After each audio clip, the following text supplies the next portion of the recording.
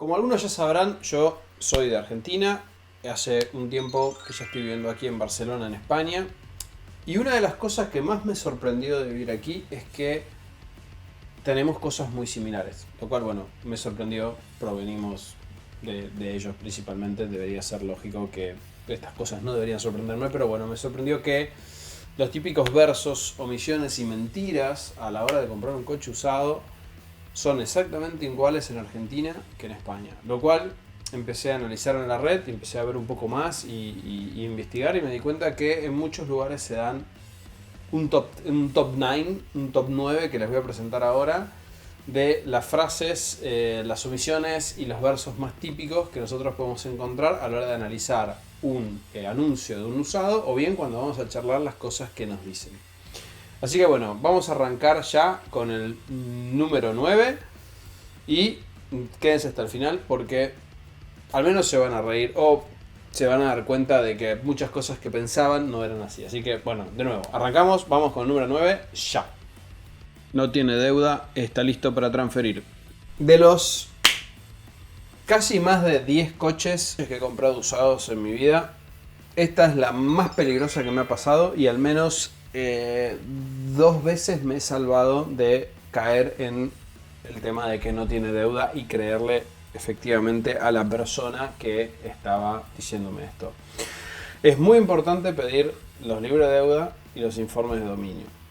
Los libros de deuda y los informes de dominio nos dan información muy importante, primero desde el punto de vista de la deuda, y los informes de dominio de quiénes fueron los dueños, cómo trataron al auto, y en algunos lugares hasta nos podrían dar información del coche, digamos. La última vez que compré el coche, que fue el 850, que ya habrán visto algunos de los videos, la BMW 850 del 90, que habrán visto videos míos en mi canal. Si no vieron videos, lo pueden ver aquí arriba. Juraban y perjuraban que el coche no tenía deuda. A ver, yo sé que esto fue sin intención de ellos, pero ellos juraban y perjuraban que el coche no tenía deuda, y resulta que el momento de hacer el cambio de nombre apareció que había una deuda de casi 5.000 euros, en mi caso, acá en España. Imagínense que estaba por comprar un coche de 14.000 y aparece una deuda de 5.000. Imagínense el no negocio que hubiera hecho si yo hubiera seguido adelante confiando plenamente en lo que me decían, ¿no? Por eso, de vuelta, insisto, estas personas no lo quisieron hacer adrede, realmente no lo sabían, porque el coche estaba a nombre de la madre, una persona de edad, y ella les había dicho que estaba todo en pago automático, y bueno, no resultó ser así, etc. Pero bueno, hay en casos que sí se hace con malicia y hay que tener cuidado. Entonces, el no tiene deuda, listo para transferir, ojo. Yo pediría los libres de deuda, siempre pediría los informes de dominio. Y también aprovecho, bueno, en la descripción del video van a poder encontrar links para, por ejemplo, si ustedes están en Argentina, cómo conseguir un libro de deuda, que es algo muy simple. Y también les dejo un link para buscarlo en España. En España también hay la posibilidad de conseguir libre de deuda, de conseguir un informe de dominio. También les voy a dejar un link de carfax.es, que es una página que va un poco más allá de lo que es informes de dominio y libre de deudas. También puede compilar un poco de información respecto a choques, mantenimiento, kilómetros y etcétera. Pero bueno, vamos terminando con este 9. Tengan cuidado, el no tiene deuda, listo para transferir. Pidan sus informes de dominio, pidan sus libros de deudas y no sean tan confiados. Vamos por el 8. La mayoría de los kilómetros se hicieron en ruta. Totalmente incomprobable, por favor, gente. Es incomprobable esto. A ver, todos sabemos que realmente un coche que tuvo kilómetros en ruta es un coche que tiene menos desgaste de frenos, tiene menos desgaste de suspensión.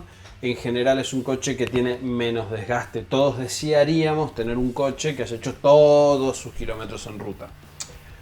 Sabemos que esto tampoco es algo posible, no va a ser el 100%, va a ser, no sé, el 80%. Pero bueno, el problema que hay acá que es incomprobable. O sea, no podemos comprobar, no hay forma de demostrar que la mayoría de los kilómetros se hicieron en ruta.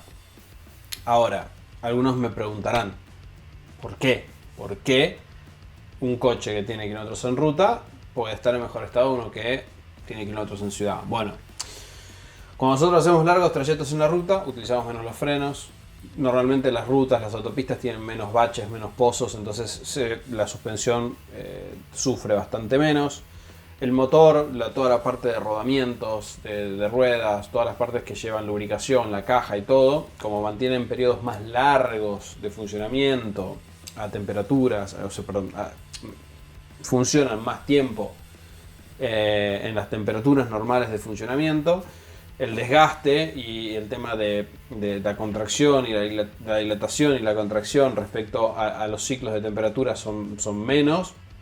Normalmente están en mejor estado que un coche que está circulando por la ciudad, que tiene mucha más cantidad de arranques, muchos más ciclos de temperatura, tiene más pozos, tiene más frenadas, tiene más arranques, tiene muchas más, tiene más ajetreo, digamos. Entonces, de ahí es que es un argumento muy bueno de venta decir que el coche tuvo muchos kilómetros en ruta. El problema es que es incomprobable, ¿no? A menos que sea un conocido, que sea alguien cercano el que nos esté vendiendo el coche. No tenemos forma de comprobar que esos kilómetros se hicieron en ruta. Mi recomendación es que luego de ver este video, miren el video que les estoy poniendo el link acá arriba, que es un video donde yo les explico de qué manera pueden ver, pueden buscar. Igual no sé si es acá o acá, realmente tengo que fijarme si es a la izquierda o a la derecha, pero no importa. Bueno, por acá arriba les va a aparecer un link de un video mío que habla sobre el tema de qué buscar en un auto para asegurarnos que primero que tenga los kilómetros, si nos mintieron y si tiene realmente los kilómetros que dicen, y segundo, darnos cuenta si este coche tiene un desgaste más allá del desgaste que debería tener para los kilómetros que nos mencionan. Así que bueno, revuelta, la mayoría de los kilómetros se hicieron en ruta, incomprobable. Yo no me dejaría seducir mucho por este argumento de venta. Así que bueno, con este nos vamos al número 7. Siempre se atendió en concesionario. A ver, este punto va a ser conflictivo. No me queda ninguna duda.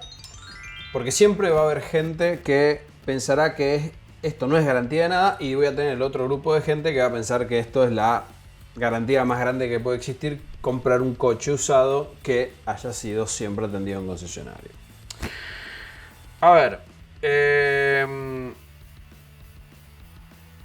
o sea, básicamente les voy a decir lo que yo pienso. Un grupo me va a aplaudir, el otro me va a odiar y probablemente me dejen comentarios no felices. Pero bueno, a ver, para mí que un coche sea atendido en concesionario no es un indicativo de un buen mantenimiento.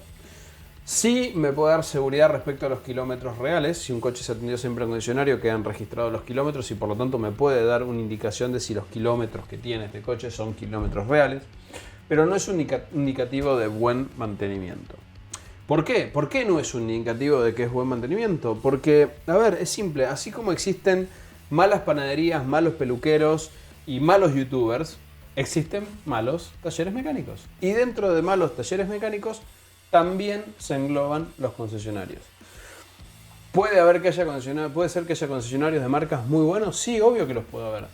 Pero la realidad es que tampoco eso es una garantía de que el coche va a estar en un perfecto mantenimiento, e inclusive puede ser que no sea una garantía de que siempre se hayan utilizado repuestos legítimos y los lubricantes correctos. De hecho, conozco muchos casos en coches que han sido atendidos toda su vida en concesionarios que nunca les han hecho un cambio de aceite.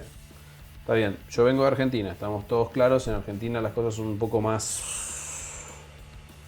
raras, por decir una forma soft, pero estoy viendo que acá también sucede, entonces no es algo exclusivo necesariamente nuestro, pero bueno, está bueno tener un coche que tiene todos los sellos del concesionario y bueno, sí, la verdad que por lo menos me da garantía de que los kilómetros son reales.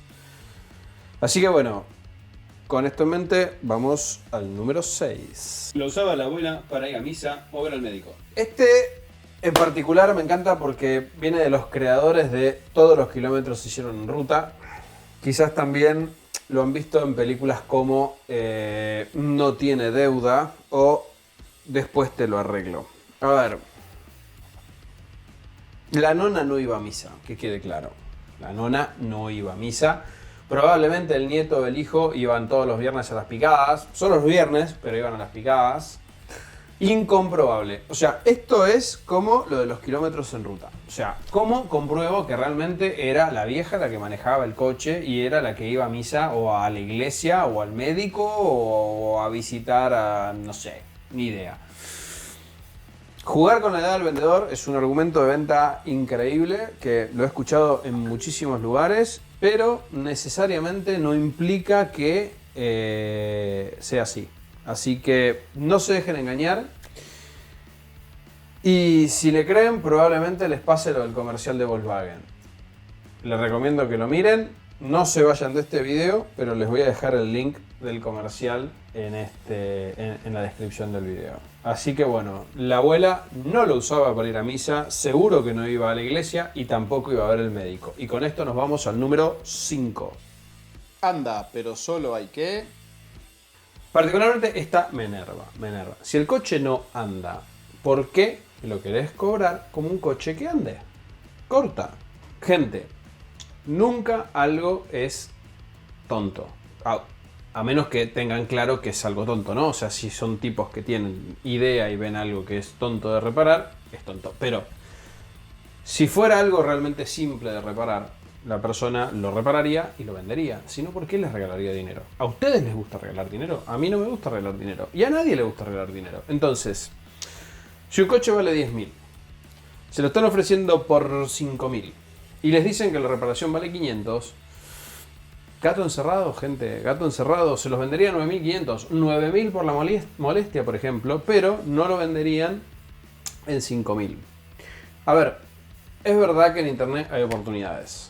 Hay oportunidades, se pueden encontrar joyas, se pueden hacer diferencias importantes. Me refiero a las diferencias importantes, no a las diferencias de un compra-venta. Diferencias importantes en encontrar un coche que sale 5.000 se puede vender en 30.000, por ejemplo. Pero son una en 1.000.000, una en 100.000.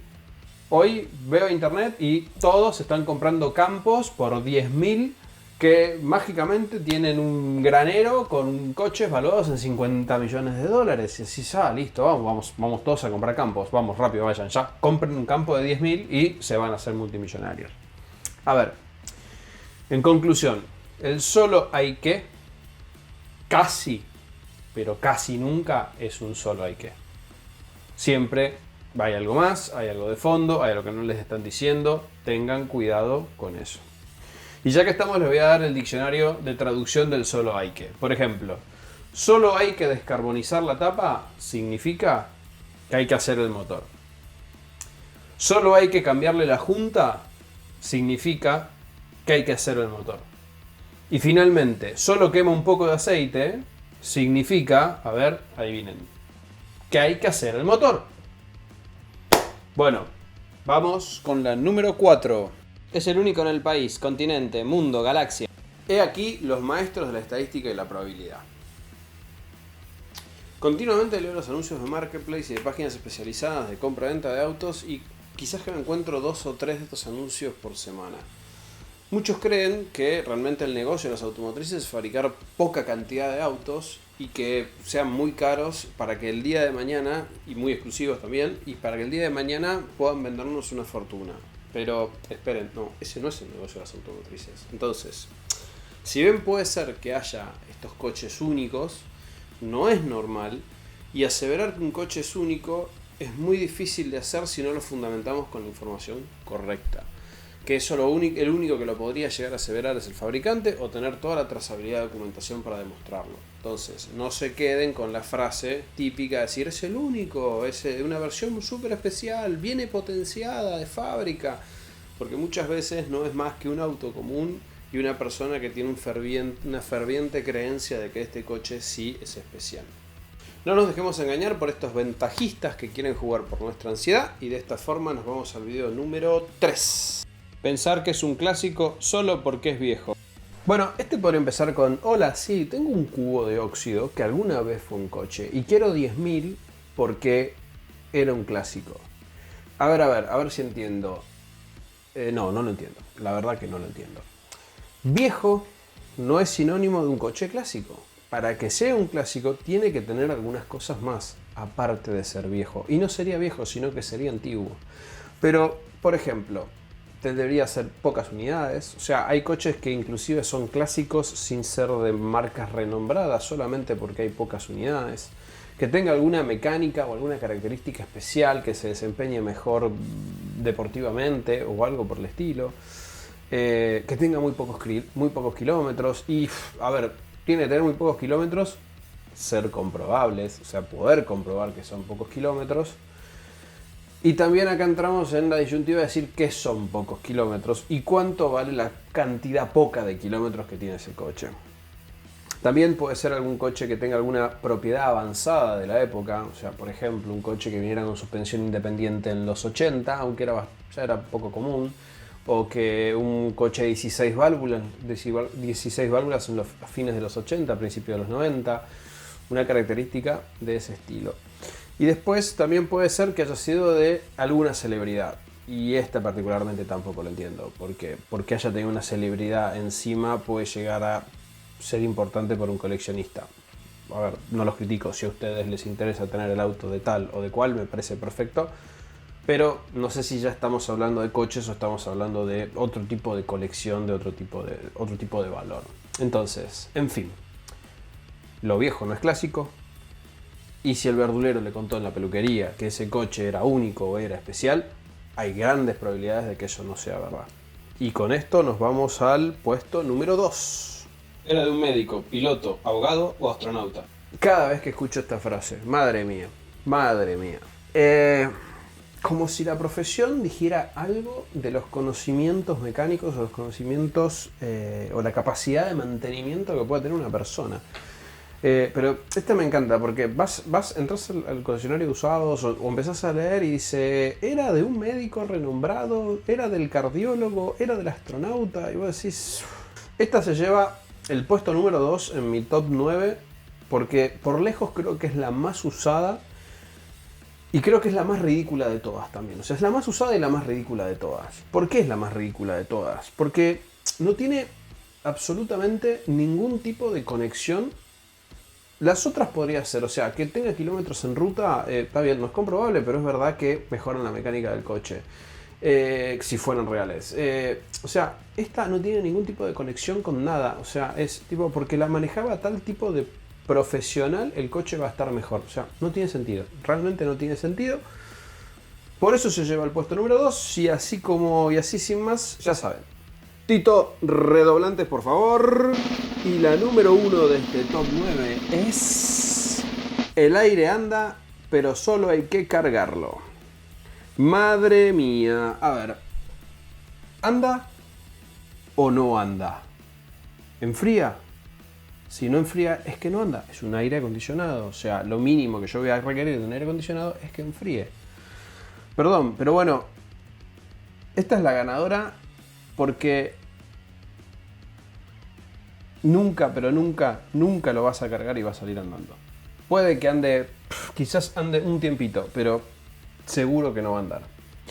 Para entender esta, primero vamos a explicar cosas básicas del aire acondicionado para que se entienda un poco por qué esta normalmente para mí es el top 1, la más importante de todos los versos que podemos encontrar en un coche. Es primero porque está en casi todos los anuncios, o sea, de todos los anuncios que leo, en el 70% tenemos esta frase.